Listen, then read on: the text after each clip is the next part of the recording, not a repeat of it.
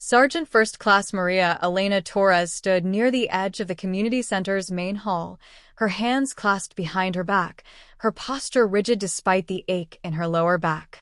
At 42, Maria was no stranger to scrutiny, but the whispers and sideways glances from the crowd stung more than she cared to admit. Her army uniform, once crisp and pristine, was now faded, the cuffs frayed, the fabric thin from years of wear. The event, a Veterans Appreciation Dinner in San Antonio, Texas, on June 27, 2025, was meant to honor people like her. Instead, it felt like a stage for judgment. Maria had served 12 years in the Army, including 2 tours in Afghanistan, before medical discharge in 2016. Her uniform bore the patch of the 3rd Battalion, 75th Ranger Regiment, an elite unit, one of the most storied in the military. But to the civilians and even some younger veterans in the room, she looked out of place. Her boots were scuffed, her hair was pulled back in a simple bun, and her uniform hung loosely on her frame, a testament to the lean years since her discharge. "Does she think that's dress code?" A woman in a tailored blazer muttered to her companion, loud enough for Maria to hear. "Looks like she pulled that out of a thrift store." Her companion, a man in a polo shirt, chuckled. "Probably hasn't seen a dry cleaner in years.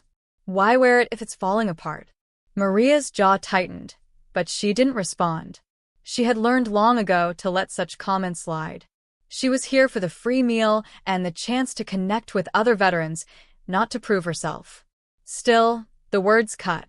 They didn't know her story, didn't know what that uniform meant, or what it had cost her to wear it. The community center was packed with over 200 people, veterans, their families, local officials, and a few active duty personnel. Tables were laden with barbecue, coleslaw, and cornbread, and a small stage held a podium where speakers had already begun their remarks. Maria stood near the back, sipping water from a plastic cup, trying to blend in. She wasn't here to draw attention, but her uniform made that impossible. A group of younger veterans, dressed in casual clothes, passed by her. One, a man in his late 20s with a Marine Corps tattoo on his forearm, nudged his friend. "Check out the relic," he said under his breath. "Bet she's just here for the food." Maria's eyes flicked toward him, but she said nothing. She had heard worse. During her years on the streets, she'd been called everything from lazy to crazy. The truth was, after her discharge, life had unraveled. A back injury from a roadside bomb in Helmand province had left her with chronic pain, making steady work impossible. The VA's benefits were slow to come, and by 2018, she was homeless, moving between shelters and the occasional couch. The uniform, carefully preserved in a plastic bag, was one of the few things she'd held onto. It was her anchor, a reminder of who she'd been. The evening wore on, with speeches from a city council member and a local VFW commander. Maria listened politely, but her mind wandered. She thought of her last deployment, the weight of her rucksack, the camaraderie of her unit. She had been one of the first women to serve in a combat role with the 75th Ranger Regiment, a trailblazer in a male-dominated world. She'd earned her place through grit and skill, leading missions under fire, earning a Bronze Star for valor. But none of that was visible now, not in her worn uniform, not in the lines etched into her face. As the speeches ended, the crowd mingled, and Maria made her way toward the food line. She moved slowly, her limp more pronounced after standing for so long. A woman in a red dress, holding a plate of brisket, stepped in front of her, then turned and gave her a once-over. "You know, they have clothing drives for veterans," she said, her tone dripping with condescension. "You could get something nicer to wear." Maria forced a tight smile. "This is fine, ma'am. It's mine." The woman raised an eyebrow and walked away, leaving Maria to grip her cup a little tighter. She was used to this, people assuming she was less than she was. But it didn't make it easier. The mood in the room shifted when a new figure entered. Brigadier General Robert L. Coleman, a one-star general from Fort Sam Houston, had arrived late, his dress blues immaculate, his presence commanding.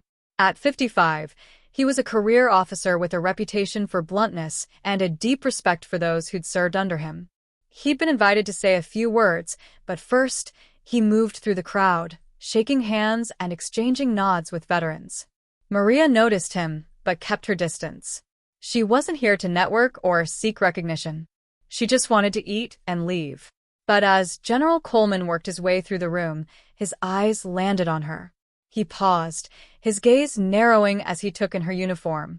The crowd parted slightly, and he approached her, his stride purposeful. "Sergeant," he said, his voice carrying the weight of authority. "May I have a word?" Maria straightened, her training kicking in despite the years. "Yes, sir," she said, meeting his eyes. He stepped closer, his gaze dropping to the patch on her shoulder. The 3rd Battalion, 75th Ranger Regiment insignia was unmistakable, a black and red scroll with a lightning bolt. His expression changed, a flicker of recognition crossing his face. "You're with the 75th?" he asked, his tone softer now, almost reverent. "Yes, sir," Maria replied. "Served from 2004 to 2016. 2 tours in Afghanistan." The general's eyes moved over her uniform, taking in the frayed edges, the faded fabric. But there was no judgment in his look, only curiosity and something else. Respect. "What's your name, Sergeant?" "Maria Elena Torres, sir." The name hit him like a jolt. He stood a little straighter, his jaw tightening.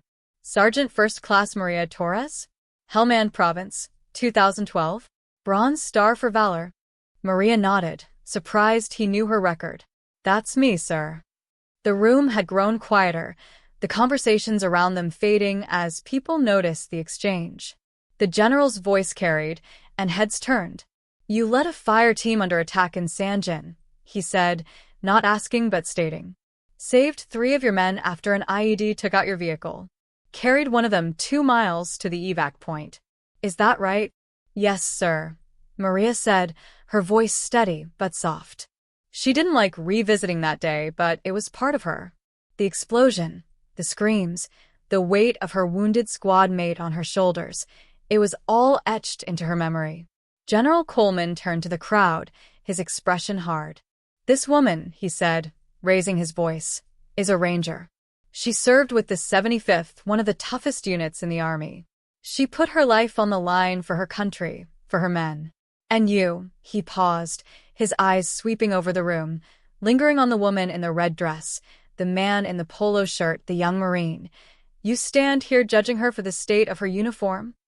The room was silent now, every eye on Maria.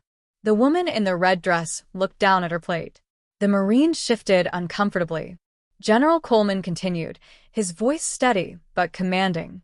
"This uniform, worn as it is, carries more honor than most of you will ever know. It's not about how it looks. It's about what it represents." He turned back to Maria, his tone softening. "Sergeant Torres, I served with the 75th in 2008. I heard about you, about what you did in Sanjin.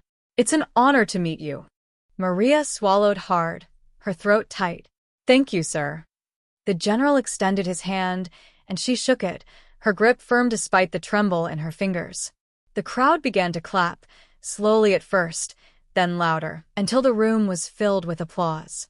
Maria stood there, her face composed but her eyes glistening. For the first time that evening, she felt seen, not as a homeless veteran, not as a woman in a tattered uniform, but as the soldier she was. The general stayed by her side, asking about her service, her life after the army. Maria was honest but brief. She told him about the injury, the struggle to find work, the years of instability. He listened without pity, only nodding, as if piecing together a puzzle. When she finished, he handed her his card. "You call me," he said. "We're going to get you the support you need." The rest of the evening passed in a blur. Veterans approached Maria, some to apologize, others to share their own stories. The young Marine with the tattoo came up, his face red. "I didn't know," he said. "I'm sorry. And thank you." Maria nodded, offering a small smile. "It's all right," she said. "We've all got our battles." The woman in the red dress never approached, but Maria caught her watching from across the room, her expression unreadable. It didn't matter. Maria wasn't here for validation from strangers. She was here to survive, to keep going just as she had in Sanjin, just as she had every day since. Word of the encounter spread quickly. By the next morning, a local news outlet had picked up the story, and a veterans organization reached out to Maria with an offer of housing assistance. The general kept his promise, connecting her with a VA counselor who expedited her benefits.